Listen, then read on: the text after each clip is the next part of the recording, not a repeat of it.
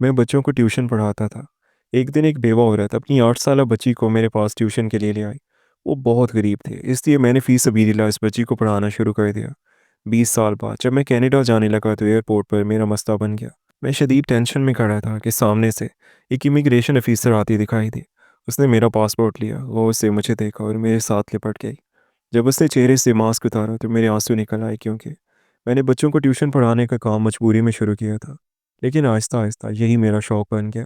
मेरे घर के एक कमरे में पुराना सा बोर्ड लगा था, चंद कुर्सियां थी और फर्श पर चटाई बिछी हुई थी। गली के ज़्यादातर बच्चे वहीं आकर बैठ जाते। कोई 5वीं जमात में था, कोई 8वीं में। फीस ज़्यादा नहीं थी, क्योंकि मुझे मालूम था कि इस मोहल्ले में रहने वाले ज़्यादातर लोग मजदूर पेशा हैं। मैं खुद भी किसी अमीर ख़ानदान से नहीं था। बस इतना चाहता था कि बच्चों की पढ़ाई ना रुके। एक दिन दोपहर के वक्त दरवाजे पर हल्की सी दस्तक हुई। मैंने दरवाज़ा खोला तो सामने एक दुबली पतली औरत खड़ी थी। उसके साथ एक 8 साल की बच्ची थी, जिसने सादा सा फिराक पहना हुआ था। औरत के चेहरे पर थकन और आंखों में झिझक थी। उसने आहिस्ता से कहा, किसी अपनी बेटी को ट्यूशन लगवाना है। मैंने उन्हें अंदर बिठाया। बातों बातों में मालूम हुआ कि उसके शौहर का इंतकाल हो चुका है। वो लोगों के घरों में काम करके गुजर बसर कर रही थी। उसने बहुत झिझकते हुए पूछा कि फ़ीस कितनी होगी। उसका हुलिया देखकर मैं समझ गया कि वो फ़ीस अफोर्ड नहीं कर सकती, बस कहते हुए झिझक रही है। मैंने बच्ची की तरफ देखा। वो खामोशी से दीवार पर लगे चार्ट को देख रही थी। इससे पढ़ने की ख्वाहिश उसकी आंखों में साफ लिखी हो। मैंने औरत से कहा कि अगर वो बाकायदगी से बच्ची को भेज दे तो फ़ीस की फ़िक्र ना करे, मैं उसे फ़ी सबीलिल्लाह पढ़ा दूंगा। ये सुनकर उसकी आंखों में आंसू आ गए। उसने बार बार दुआ दी और कहा कि वो एहसान कभी नहीं भूलेगी। मैंने मुस्कुरा कर कहा कि ये कोई एहसान नहीं है, बस एक उस्ताद का फ़र्ज़ है। इल्म बांटना भी सदका है, और इल्म बांटने से कभी कम नहीं होता। वो बेवा औरत बहुत ज़्यादा खुश हो गई। बच्ची का नाम आयशा था। शुरू में वो बहुत कम बोलती थी। क्लास में सब बच्चे शोर करते, मगर वो हमेशा खामोश रहती। काफ़ी साफ रखती, हर सवाल गौर से सुनती। अगर कभी समझ ना आता तो सबके जाने के बाद आहिस्ता से पूछती। मुझे उसकी संजीदगी अच्छी लगती। एक दिन मैंने उससे पूछा कि वो बड़ी होकर क्या बनना चाहती है। उसने थोड़ा सोच कर कहा कि वो ऐसा काम करना चाहती है जिससे उसकी अम्मी को दोबारा कभी लोगों के घरों में काम ना करना पड़े। इस जुमले ने मुझे अंदर तक हिला दिया। 8 साल की बच्ची, और सोच कितनी बड़ी थी। उस दिन के बाद मैंने उस पर ख़ास तवज्जो देनी शुरू कर दी। मैं भी चाहता था कि वो कुछ बन जाए। वालिदैन जब बुरा वक्त देखते हैं तो उनकी उम्मीदें उनकी औलाद से जुड़ जाती हैं। शायद उनकी औलाद कामयाब हो जाए और वालिदैन अच्छा वक्त देख सकें। मैं इस बेवा औरत की उम्मीद का दिया नहीं बुझने देना चाहता था। उसे इजाफ़ी किताबें नहीं, कभी कभी स्कूल के बाद भी बिठा लेता। उसकी माँ शाम को लेने आती तो दरवाजे पर खड़ी रहती। वो अंदर आने से भी झिझकती थी। मैं अक्सर उसे पानी पेश करता, मगर वो इनकार कर देती। शायद खुद को बोझ समझती थी। वक्त गुजरता गया। आयशा हर साल अच्छे नंबरों से पास होती रही। जब वो मैट्रिक में पहुंची तो मैंने उसे बोर्ड के इम्तहान की खास तैयारी करवाई। मोहल्ले के लोग हैरान होते कि एक गरीब घर की बच्ची इतनी मेहनत कैसे करी है। मैं जानता था कि उसकी मेहनत के पीछे उसकी माँ की खामोश कुर्बानी है। कई बार आयशा थकी हुई आती।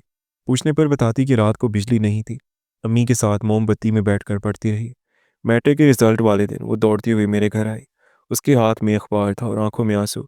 उसने बताया कि वो पूरे ज़िला में नुमाया नंबरों से पास हुई है। मैंने उसका सर थपथपाया तो वो रो पड़ी। कुछ देर बाद उसकी माँ भी आ गई। वो मेरे पाँव छूने लगी तो मैंने फ़ौरन रोक दिया।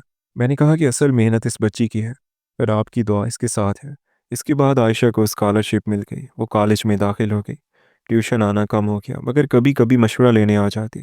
मैं उसे देख कर खुश होता कि वो इत्मीनान से बात करती है। उसके लहजे में पहले वाली झिझक नहीं रही थी। एक दिन उसने बताया कि वो सिविल सर्विस का इम्तहान देना चाहती है। मैंने उसे हौसला दिया और कहा कि रास्ता मुश्किल होगा, मगर नामुमकिन नहीं है। वो अब खुद भी बच्चों को ट्यूशन देने लगी थी। ज़िंदगी अपनी रफ्तार से चलती रही। मेरे अपने हालात भी बदलने लगे। अब मेरे पास ज़्यादा बच्चे आने लगे थे। कुछ साल बाद मुझे एक तालीमी इदारे में मुलाजमत मिल गई। घर के हालात बेहतर हुए तो मैंने ट्यूशन कम कर दी। आयशा से रब्ता भी कम हो गया। कभी कभार ईद पर पैगाम आ जाता। उसकी माँ की तबीयत ख़राब रहने लगी थी। फिर एक दिन मालूम हुआ कि वह दुनिया से रुखसत हो गई हैं। मैं जनाजे में गया तो आयशा को मजबूत खड़ा देखा। उसकी आंखें सुर्ख थीं, मगर वो संभली हुई थी। इसके बाद वो शहर छोड़कर चली गई। सुना कि वो आला तालीम के लिए बाहर जा रही है। मैं दिल ही दिल में उसके लिए दुआ करता रहा। वक्त गुजरता गया और देखते ही देखते 20 साल गुजर गए। मेरे बालों में सफ़ेदी आ चुकी थी। बच्चों की एक नई नस्ल मेरे सामने बैठी होती थी। पुराने शागिर्द कभी कभार मिल जाते तो दिल खुश हो जाता। इन्हीं दिनों मेरे बेटे ने कनाडा में मुलाजमत के लिए दरख्वास्त दी और कुछ अरसे बाद मेरा भी वीज़ा लग गया। मैंने सोचा कि बाकी ज़िंदगी वहीं गुजार लूँगा। जब रवानगी का दिन आया तो दिल में अजब सी उदासी थी। अपना शहर, अपना मोहल्ला, वो छोटा सा कमरा जहाँ मैंने बरसों बच्चों को पढ़ाया, सब आंखों के सामने घूम रहा था। एयरपोर्ट पर रस्मी कार्रवाई शुरू हुई तो अचानक मसला बन गया।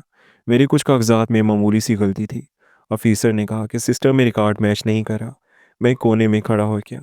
दिल तेज़ी से धड़क रहा था। सोच रहा था कि अगर आज सफ़र मनसूख हो गया तो सारी तैयारी ज़ाय हो जाएगी।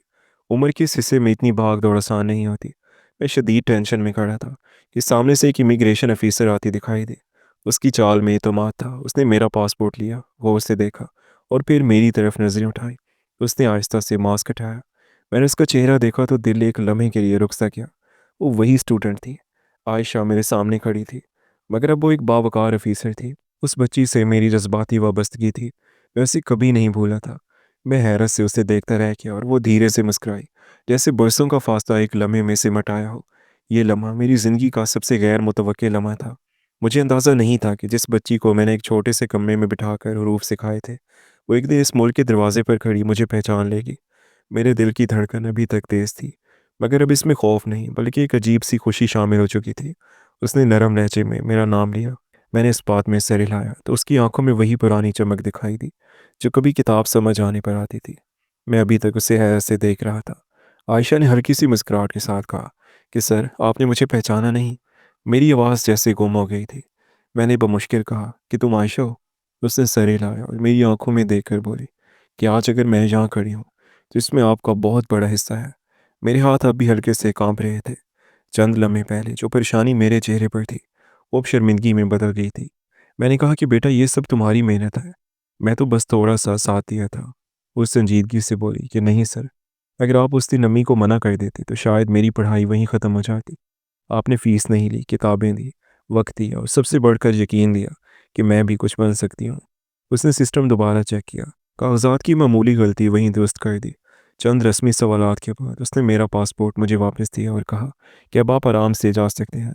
फिर वो एक लम्हे को रुकी और धीरे से बोली कि अगर आपके पास वक्त हो तो फ़्लाइट से पहले चंद मिनट बैठकर बात करना चाहूँगी। मैंने फ़ौरन हामी भर ली। हम एयरपोर्ट के कोने में रखी कुर्सियों पर जा बैठे। लोग अपने अपने सफ़र में मसरूफ़ थे, मगर हमारे लिए वक्त जैसे थम गया था। उसने बताया कि अम्मी के इंतकाल के बाद वो बहुत टूट गई थी। कई बार लगा कि सब छोड़ दे, मगर उसे मेरे अल्फाज याद आते थे कि मुश्किल रास्ता ही मंजिल तक ले जाता है। इसी हौसले से उसने पढ़ाई जारी रखी। स्कॉलरशिप मिली, बैरून मुल्क ट्रेनिंग का मौका मिला और फिर इमिग्रेशन सर्विस में इंतखाब हो गया। वो बात कर रही थी और मुझे वो छोटी बच्ची याद आ रही थी जो सबके जाने के बाद सवाल पूछती थी। मैंने पूछा कि तुमने कभी राब्ता क्यों नहीं किया। उसने हल्का सा मुस्कुरा कर कहा कि मैं चाहती थी एक दिन आपके सामने कुछ बनकर खड़ी हूँ, खाली हाथ नहीं आना चाहती थी। उसने अपने बैग से एक छोटा सा डिब्बा निकाला। इसमें एक पुरानी सी पेन थी। मैंने पहचान लिया, ये वही पेन थी जो मैंने उसे मैट्रिक के इम्तहान से पहले दी थी और कहा था कि इससे पर्चा देना। उसने कहा कि मैंने इसे हमेशा संभाल कर रखा। जब भी हिम्मत हारती थी इसे देख लेती। मेरी आंखें नम हो गईं। मैंने ज़िंदगी में बहुत से बच्चों को पढ़ाया था, मगर उस समय महसूस हुआ कि उस्ताद की मेहनत कभी ज़ाय नहीं जाती। हम अक्सर सोचते हैं कि हमने क्या पाया, मगर असल सवाल ये है कि हमने किसकी ज़िंदगी बदलने में हिस्सा लिया। आयशा ने पूछा कि आप कनाडा क्यों जा रहे हैं। मैंने बताया कि मेरा बेटा वहाँ काम करता है और चाहता है कि मैं उसके पास रहूँ। उसने खुशी जाहिर की और कहा कि सर, आपने सारी ज़िंदगी दूसरों के बच्चों को संवारा है, अब अपनी ज़िंदगी सुकून से गुजारें। फ़्लाइट का ऐलान होने लगा तो वो खड़ी हो गई। मैंने भी आहिस्ता से उठकर उसका सर छुआ जैसे पहले दुआ देता था। उसने झुक कर मेरा हाथ थाम लिया। उसकी आंखों में एहतराम था, वही सच्चा एहतराम जो लफ्ज़ों से नहीं अमल से ज़ाहिर होता है। मैं जहाज़ में अपनी सीट पर बैठा तो दिल में अजीब सा इत्मीनान था। 20 साल पहले मैंने जो फ़ैसला किया था वो आज मेरे सामने एक मुकम्मल कहानी बनकर खड़ा था। मैं सोच रहा था कि अगर मैंने उस दिन फ़ीस का तकाज़ा कर लिया होता तो शायद एक बासलाहियत बच्ची तालीम से महरूम रह जाती। कभी कभी इंसान के छोटे से फ़ैसले किसी की पूरी तकदीर बदल देते हैं। कनाडा पहुंचकर भी मैं अक्सर उस दिन को याद करता रहा। नए मुल्क की मसरूफ़ ज़िंदगी में भी वो मंज़र मेरी आंखों के सामने रहता। मैंने वहाँ जाकर भी चंद बच्चों को मुफ्त पढ़ाना शुरू कर दिया। मेरा बेटा कहता था कि आप आराम करें, मगर मैं जानता था कि मेरा सुकून इसी में है। कुछ महीनों बाद एक दिन मेरे ईमेल पर पैगाम आया। आयशा का था। उसने लिखा था कि सर, आपसे मिलकर ऐसा लगा जैसे अम्मी दोबारा मिल गई हो। उसने बताया कि वो जल्द ही एक तालीमी फ़ाउंडेशन शुरू करने वाली है जो गरीब बच्चों की तालीम के लिए काम करेगी। उसने मुझसे दुआ की दरख्वास्त की। मैंने जवाब में सिर्फ इतना लिखा कि मुझे तुम पर फ़ख्र है और हमेशा रहेगा। उस्ताद के लिए इससे बड़ी खुशी कोई नहीं कि उसका शागिर्द उससे आगे निकल जाए। मैंने उस दिन सजदा शुक्र अदा किया कि अल्लाह ताला ने मुझे किसी की ज़िंदगी में रोशनी डालने का वसीला बनाया। आज भी जब मैं माजी की ओर आँख पलटता हूँ तो वो छोटा सा कमरा याद आता है। वो चटाई, वो पुराना बोर्ड और दरवाजे पर खड़ी एक बेवा औरत जिसकी आंखों में उम्मीद और खौफ साथ साथ थे। अगर उस दिन मैंने दरवाज़ा बंद कर दिया होता तो शायद मेरी अपनी ज़िंदगी भी इतनी मुकम्मल ना होती। मुझे अब यकीन हो चुका है कि नेकी कभी ज़ाय नहीं जाती। वो किसी न किसी मोड़ पर लौट कर ज़रूर आती है। कभी मुस्कुराहट बनकर, कभी दुआ बनकर और कभी एयरपोर्ट पर खड़ी एक बावकार अफीसर बनकर जो आपका पासपोर्ट हाथ में लेकर कहती है कि सर आपने मुझे पहचाना नहीं। ये कहानी ख़त्म नहीं हुई बल्कि हर उस बच्चे के साथ जारी है जिसे सिर्फ एक मौके की ज़रूरत होती है। और शायद हम सब की ज़िंदगी में कोई ना कोई आयशा ज़रूर होती है, बस हमें वक्त पर उसे पहचानना होता है।